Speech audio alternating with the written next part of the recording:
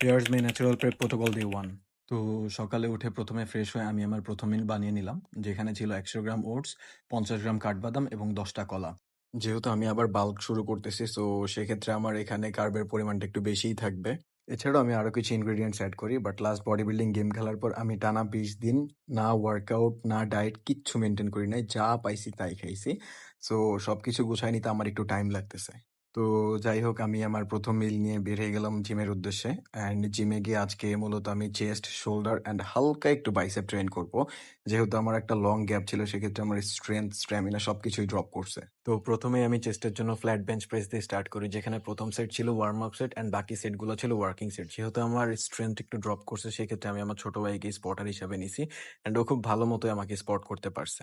তারপর আমি চলে যাই ইনক্লাইন বেঞ্চ প্রেসে, যেখানে আমি 3টাই ওয়ার্কিং সেট করেছি।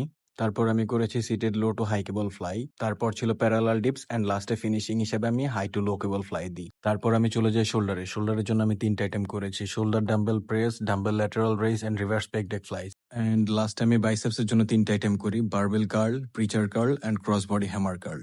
তারপর ওয়ার্কআউট শেষ করে আমি আর আমার ছোট ভাই ফাইজলামি করতে করতে বাসায় চলে আসি।